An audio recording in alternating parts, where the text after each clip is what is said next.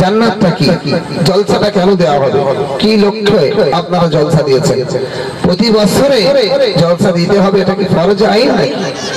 না, এটা ফরজ আইন নয়, এটা মুস্তাহাসানা জিনিস, নফল জিনিস, নফল ইবাদত। যদি করেন ফরজ ইবাদতের সমতুল্য সওয়াব আল্লাহর নামায় আমলে দেবে। সুবহানাল্লাহ। নফল কাজ যদি কেউ পরিপূর্ণতা দিতে পারে, নফল কাজের দ্বারাই আল্লাহর ওলি হওয়া যায়। সুবহানাল্লাহ বলে। ফরজ ইবাদতের মাধ্যম থেকে আল্লাহর ওলি হওয়া যায় না, আল্লাহর রিজামন্দি হাসিল করা যায়, কিন্তু ওলি হওয়া যায় না। তাই নফল ইবাদত বেশি অতিরিক্ত ইবাদত করার পরে আল্লাহ পাকের মাহবুব বান্দা হওয়া যায়, আল্লাহর প্যারা হওয়া যায়। কেননা সকাল থেকে সন্ধ্যা পর্যন্ত কি 5টা পর্যন্ত কাজের কথা, যদি কেউ 6টা পর্যন্ত করে তাহলে কি মনে খুশি হবে না হবে না? খুশি হবে। সেই সত্যি নফল ইবাদত করতেন আল্লাহর ওলিরা, আল্লাহর মাহবুব বান্দারা। তারা রাতের বেলা মওলিদ মোতাকিদের যে যার ছেড়ে দিয়ে তারা মুরাকাবা মুশাহাদা করতেন। জিকির আজকের কোথা থেকে এলো? জিকির কেন করবেন? এক শ্রেণীর মানুষ জিকির ভালোবাসে না, কিন্তু সিলসিলায়ে ফুরফুরা শরীফের মানুষ এরা জিকির ছাড়া অন্য কাউকে ভালোবাসেন না। ওয়াজ নসিহত যতই হোক না কেন, বাদ মাগরিব একটু জিকির না করলে অন্তঃকরণ পরিষ্কার হয় না।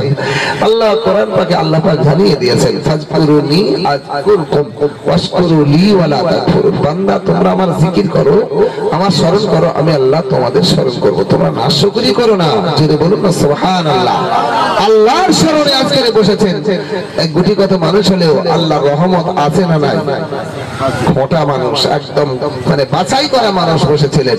কারণ খালিস দিনে সন্ধ্যার প্রাককালে সবাই তো বসতে চান না।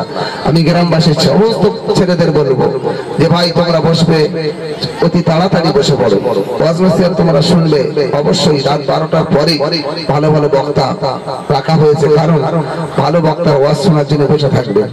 সন্ধ্যার সময় যে ওয়াজগুলো হচ্ছে এদের খারাপ মনে করবেন না, এদের খারাপ মনে করবেন না। আমার পরে ইনশাআল্লাহ সব ভালো ভালো উলামায়ে হযরত আসবেন। আমি বলতে চাইছি যেখানে আলেমদের ইজ্জত আর আপনারা বসবেন।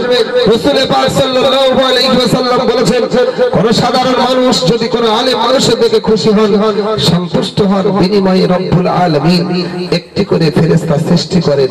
জোরে বলুন না সুবহানাল্লাহ। ওই ফেরেশতার কাজ কি? ওই ফেরেশতার কাজ কিয়ামতের ময়দানে, হাশরের ময়দানে ওই ফেরেশতা গিয়ে ঢাল হিসাবে দাঁড়িয়ে যাবে, হে আব্দুল সালাম, হে আব্দুর রহমান, হে আব্দুল কালাম, কোথায় যাচ্ছ? আমি আল্লাহর নাফরমানি করেছি, আল্লাহ আমার ঠিকানা দিয়েছে জাহান্নাম, আমি জাহান্নামে যাচ্ছি। ওই ফেরেশতা বলবেন না, তোমাকে যেতে দেবো না। কেন? বলছে তুমি 25শে ফাল্গুনে জলসাতে না, তুমি হাক্কানি আলেমের দিকে খুশি হয়েছিলে, সন্তুষ্ট হয়েছিলে, বিনিময়ে রব্বুল আলামিন আল্লাহ আমাকে সৃষ্টি করেছিলেন, আর সেই দিন থেকে আমি ইবাদত বন্দেগী করছি, আর ওই ইবাদতের সওয়াবগুলো আমি তোমার নামায় আমলে দিয়ে দিচ্ছি। সুবহানাল্লাহ। মন করে বলুন না সুবহানাল্লাহ। ভাইরা আমার বাবাজিরা, গ্রামবাসী বলি, এলাকাবাসী বলো, আলেম সূত্রে আপনারা ইজ্জত করেন, সম্মান করেন। এই সম্মানের একচি কোকমা বাবা, আমার কথাগুলো স্পিরিটে হবে তো, এই জন্য বোঝা যাবে না, নিশ্চয়ই বুঝে ফেলে এই দেখেন ইনশাআল্লাহ ভর্তি হয়ে যাবে। ইনশাআল্লাহ বলেন, মন খুলে বলেন না ইনশাআল্লাহ। আল্লাহর রহমত আছে ভাই, আল্লাহ শুকরিয়া করে বলছি, অহংকার করে বলছি না। আমি ফুরফুরার দরবারে 8 চালা জানেন তো, দেখেছেন? হ্যাঁ, ওটা হলো মুজাদ্দিদে জামান হুজুর কিবলা রহমাতুল্লাহ আলাইহির রহমতি জায়গা, আল্লাহ পাক দান করেছিলেন। ওইখানে আল্লাহ নবী এবং 5 সাহাবায়ে কেরামেরা হাজির দিয়েছিলেন। জোরে বলুন না সুবহানাল্লাহ। ওই জায়গায় মাপিক, ওইখানে স্টেজ এবং সেইখানে খুঁটি দিয়ে ওই জায়গাটা ব্যারিকেড করা আছে। সুবহানাল্লাহ বলেন। দাদা হুজুর কিবলা রহমাতুল্লাহ আলাইহির সেই যে পালকি এখনো পর্যন্ত সেখানে রয়ে গেছে, আল্লাহ চাইলে কিয়ামত পর্যন্ত থাকবে ইনশাআল্লাহ বলেন। ওই জায়গায় আলেম ওলামারা ওয়াজ করেন, ঠিক আছে মাইক এবারে আলেম ওলামারা ওয়াজ করেন। আমরা তখন গিয়ে শুনতাম মাওলানা আব্দুল খালিক সাহেব, মাওলানা আব্দুল্লাহ দালিব সাহেব, মাওলানা আপনার কিনা ইরফান আলী সাহেব, বড় বড় তোবড় আলেমরা ওয়াজ করতেন। আমি ওখানে গিয়ে বসে বসে শুনতাম। আল্লাহ, এই জায়গা আমরা কি ওয়াজ করতে পারবো না? খোদার কসম, আল্লাহর কি রহমত, আজ 6-7 বছর হয়ে গেল আমি ওইখানটাতে 3 দিন থাকলে 3 দিন শেষের বেলা একদম আমি শেষ, ওয়াজ শেষ, আমার পরে হুজুর শুধু দোয়া করে দেন। কি বুঝলেন? আজ 2 বছর আল্লামা নুরুদ্দিন সিদ্দিকী রহমাতুল্লাহ আলাইহি হুজুর ইন্তেকালের পরে তানার কলিজার টুকরা মিনহাজ সিদ্দিকী হুজুর কিবলা আমাকে বলে রেখেছেন, আপনি যতদিন থাকবেন ততদিন আপনার শেষে বেলা, আপনি সন্ধ্যাবেলা আসলে দেবো না, সন্ধ্যাবেলা আসলে দেবো না। এবছর আমি বড় ভাইয়ের সঙ্গে আলোচনায় সাক্ষাৎ করতে গেলাম, মেহরাব ভাইয়ের সঙ্গে, দেরি হয়ে গেছে, বলে বসে একটু কথা বলি। কথা বলতে বলতে দেরি হয়ে গেছে, ভাই মানে দোয়া শেষ করে দিয়েছেন, দেখি একটু মনক্ষুণ্ণ হয়েছেন। আরে তোমাকে বললাম তোমার পরে আমি উঠবো, তুমি কোথায় গিয়েছিলে, তোমার তো জানা আছে। ভাইজান একটু কথা বলছিলেন আর একটু খেতে মানে কুপন দিয়েছেন, খেতে দেরি হয়ে গেছে। বলছে যাও যাও যাও ওয়াজ কর।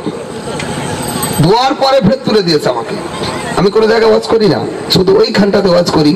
প্রায় আধা ঘন্টা ওয়াজ করেছি, আধা ঘন্টা ওয়াজ করেছি। আমি যখন উঠি, আল্লাহ শুকরিয়া, ওইখানে যত দরবারের মানুষ আছে, এলাকা মানে মানে লাইনের মানুষ আছে, সবাই দাঁড়িয়ে ওয়াজ শোনে। কারণ আমি খুব ভোল্টেজে ওয়াজ করি, বলি এক জায়গায় গোলা খাই হবে তো এক জায়গায় হবে। এইভাবে জোর বিপ্লবে আল্লাহ পাকের এবং ওলিদের কথাবার্তা বলি। কেন এখানে এসেছেন, কারা এখানে বসেছেন, কাদের দরবার এটা, এটা ভাবতে হবে। ফুরফুরার অনেক জায়গা আছে, সে জায়গা আপনাদের স্তর হয়নি, এই জায়গাটা কেন হলো, এখানে বুঝতে হবে। এখানে কোনো বিড়িখোরের স্থান নেই, এখানে কোনো সুদখোরের স্থান নেই, এখানে কোনো মদখোরের স্থান নেই। এবছর যারা এসেছেন, বেনামাজির স্থান নেই। এই কারা নামাজ পড়ে হাত তোলে, ভাই দেখি অর্ধেক লোক হাত তুলেছেন। আমি সেই সূত্রে বললাম, আগামী বছরে নামাজি ছাড়া এর ভিতরে যেমন কেউ না ঢোকেন। আমি অনুরোধ করবো, যারা বেনামাজি আছেন, আমি তাদের মাথা কদম ধুলি আমি মাথা রাখছি। এখানে যাই তাই মানুষ বসেন না, এখানে বিশ্বনবী সাহাবায়ে কেরামের এসেছিলেন। আপনি নিয়ত করুন যে আমরা বসবো এবং আজ থেকে নামাজি হব। তারা সঙ্গে সঙ্গে উত্তর দিয়েছিলেন ইনশাআল্লাহ।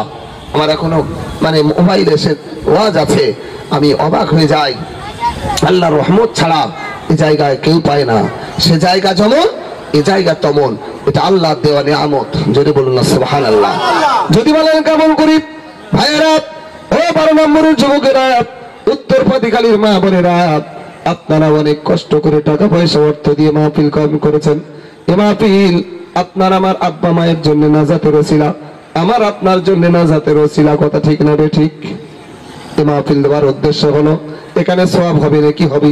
গ্রুপ আপনার কিনা মুরব্বিয়ানেরা যারা চলে গেছেন, তারা জান্নাতুল ফেরদাউসি হয়ে যাবে ইনশাআল্লাহ বলা যাবে।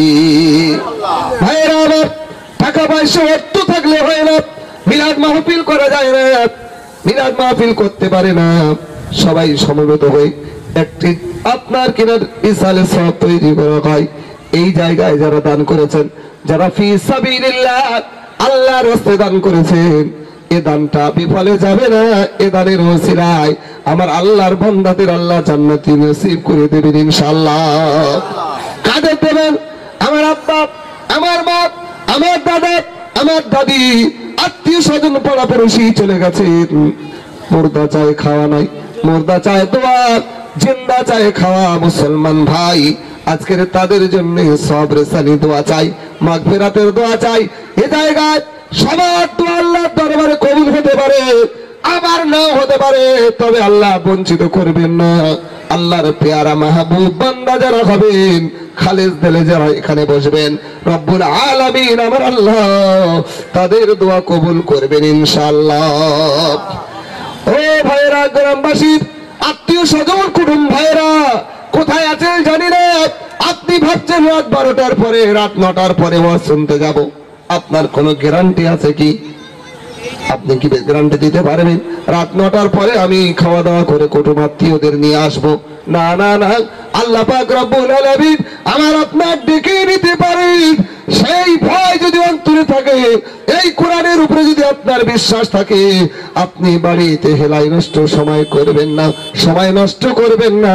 অবশ্যই অবশ্যই এই জায়গায় আপনি আসতে বাধ্য থাকবেন। এটা হলো রহমতের জায়গা, এটা হলো দয়ার কান্ডারের জায়গা। আল্লাহ পাক রব্বুল আলামিন বান্দার গুনাহ মোচন করে ঘরে ফিরিয়ে দেবেন ইনশাআল্লাহ। কখন দেবেন এটা কি জানা আছে? যদি খালেস নিয়ে দেন, খালেস দিলে আজকের জান্নাতের বাগানটা ধরতে পারেন। আপনারা অনেক দিন যাবত অপেক্ষা করেছিলেন, দীর্ঘ 1 বছর ধরে এখানে ওয়াজ নসিহত শোনা হবে।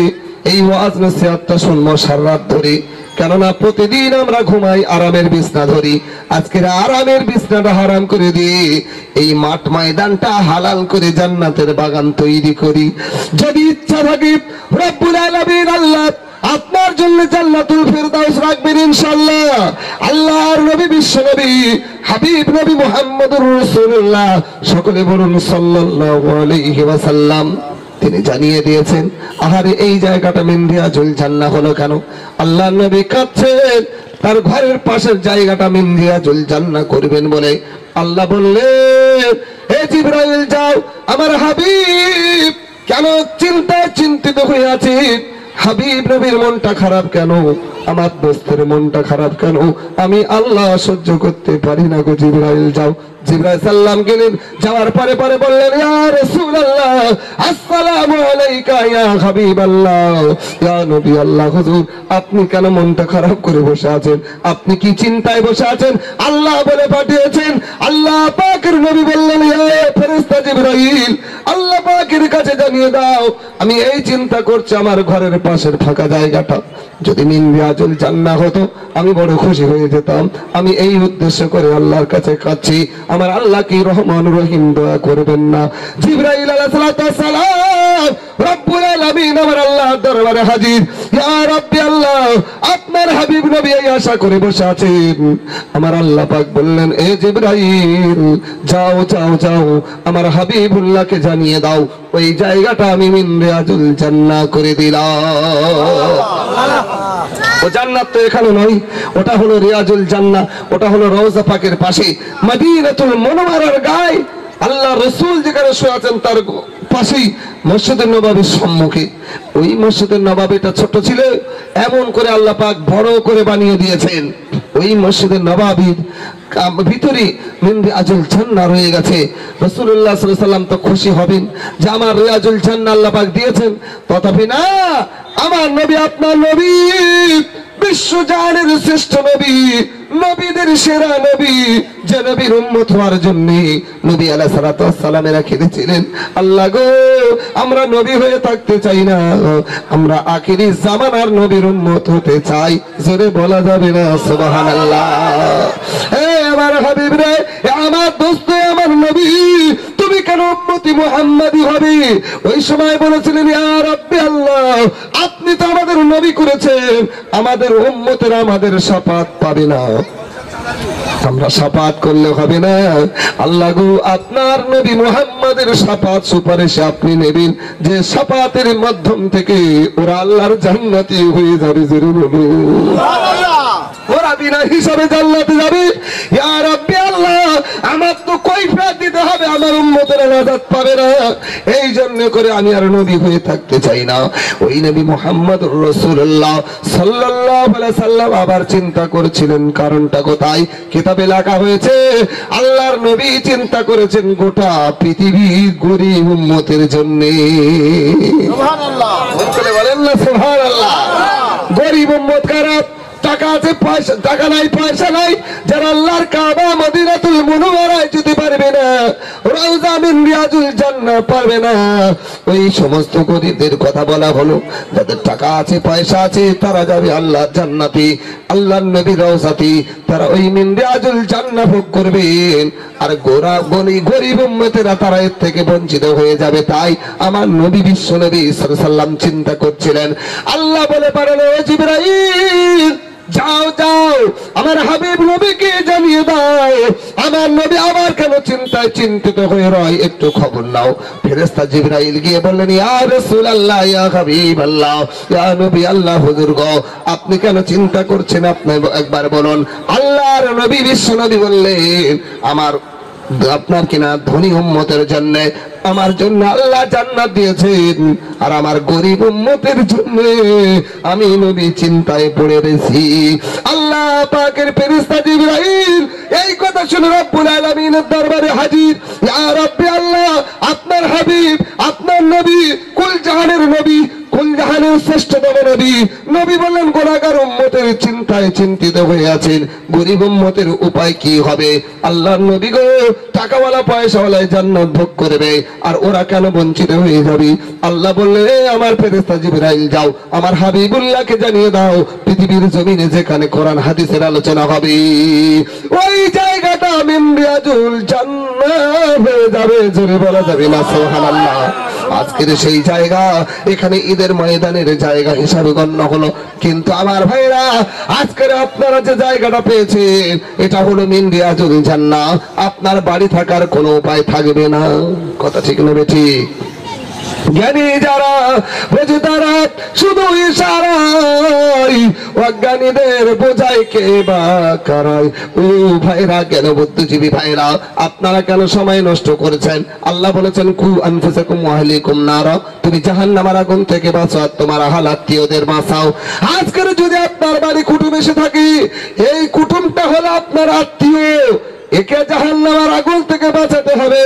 যদি বলে এরা কি জাহান্নামী, না না না, হতে পারে জান্নাতি, জানা নাই, তবে এটা হলো জান্নাতের বাগান, এর ভিতরে ঢোকানো লাগবে ইনশাআল্লাহ। এর ভিতরে ঢুকতে হবে তো নাকি? অন্তত পক্ষে এটা মিন রিয়াজুল জান্নাহ হিসাবে দলিল সূত্রে খেতাব হয়েছে। অতএব আপনি বাড়ি থাকতে পারেন না, আজকের আমি অনুরোধ করব এই গ্রামবাসী সকলকে যে আপনারা একটু সময় হলেও 2 মিনিটের জন্য এখানে বসবেন। আমি দোয়া করে যাচ্ছি আল্লাহ পাক সকলের জন্য যেন কিয়ামতের ময়দানে, মাহশরের ময়দানে নাজাতের ওসিলা করে কবুল করেন। বলুন আল্লাহুম্মা আমিন। মন করে বলেন আল্লাহুম্মা আমিন। আজকের এই জান্নাতের বাগানটা যদি দোয়া কবুল হয়ে যায়, আজকের যদি এতদিন জলসা দিয়ে আসছেন হয়তো কবুল হয়নি, আজকের যদি জলসাটা আল্লাহর দরবারে কবুল হয়ে যায়, এই জলসাটা আপনার জন্য নাজাতের ওসিলা হবে।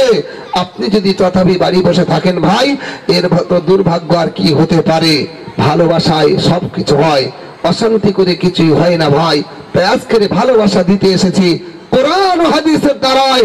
এই হাদিস যারা বোঝেন, এই কোরআন যারা বোঝেন, অবশ্যই অবশ্যই তারা আর বাড়িতে বসে থাকতে পারবে না, সময় মতো আসবেন। তার আগেই বলেছি আপনার মওতটা কখন হবে আপনি নিজেই জানেন না। আপনি বলুন তো দেখি, একজন পিতা হিসাবে আমরা কি আমাদের উপযুক্ত ছেলেটাকে বলে এসেছি কোচি আমি আগে জান্নাতের বাগানে যাচ্ছি, তুমি আমার পিছনে এসো? এরকম কি কেউ বলেছে? যে বলার অবকাশ নাই। কেন? যদি ছেলেকে বলি ছেলে ধাপ যাবে, কি বলতে চাইছো তুমি? তুমি বুড়ো হয়ে গেছে, বেরিয়ে যাও। কি বললেন? হায় রে পিতা, আমি পিতা হিসেবে কি করলাম? আমি তাকে একটা অনুরোধ করতে পারলাম না। আল্লাহ বলেছে তুমি জাহান্নামের আগুন থেকে বাঁচাও, তোমার আহালকে বাঁচাও। আজকের আমরা পিতা হয়ে সেই জায়গায় থাকতে পারলাম না। আমার অনুরোধ, আজকের যারা ছেলে সন্তান হিসাবে গণ্য আছো, আমি পিতা মাতার দিকে লক্ষ্য করে বলছি, আল্লাহ পাক বলেছেন ওয়াবিল ওয়ালিদাইনি ইহসানা, তোমরা পিতা মাতার সঙ্গে সৎ ব্যবহার করো, ভালো ব্যবহার করো। ভালো ব্যবহারের মাধ্যম থেকে তুমি আল্লাহ পাবে, তুমি রাসূল পাবে, তুমি জান্নাত পাবে। আজকের এই জান্নাতের আশাবাদী এখানে পাওয়া যায় না। আমি তাই অনুরোধ করব, লা তাকনাতু মির রাহমাতিল্লাহ, ইন্নাল্লাহা ইয়াগফিরুয যুনুবা জামিআ, ইন্নাহু হুয়াল গফুরুর রহিম। আল্লাহ বললেন, হে বান্দা, তোর আমার রহমতের ছায়াতল থেকে ফিরে যাবি না, নিরাশ হবি না। আমি আল্লাহ গফুর রহিম, ইচ্ছা করলে তোদের গুনাহ খাতা মাফ করতে পারি। মন খুলে বলা যাবে না সুবহানাল্লাহ? এই আল্লাহ গুনাহ মাফ করতে পারেন না? পারেন না? আল্লাহ গুনাহ মাফ করতে পারেন তো? বান্দা গুনাহ করেন, মাফ করেন কে? হ্যাঁ, আমরা যাই প্রয়োজন হোক না কেন, আমরা চাইবো কার কাছে? আল্লাহর কাছে। ঠিক করে বলেন, কার কাছে? আল্লাহর কাছে। পাড়ার একটা কমরেডের কাছে চাইতে পারবো না? একটা তেরফল দাও, এটা তো চাইতে পারবো নাকি? এটা তো চাইতে পারবো, কিন্তু জান্নাতের কিছু পাওয়া যাবে না, তাই নাকি? আমাদের প্রয়োজন আখিরাতের। আজকের যে চিন্তায় বসেছি একমাত্র আখিরাতের চিন্তায়, অন্য কোনো চিন্তায় নয়, তাই তো নাকি? আমি এই জন্য করে বলবো যে মা আর বাপের দিকে লক্ষ্য করে সবরে সানি দোয়ার মজলিস। যাদের মা বাপ চলে গেছে তাদের এই কষ্ট আছে, মা বলে ডেকে পাওয়া যায় না, বাপ বলে ডেকে পাওয়া যায়।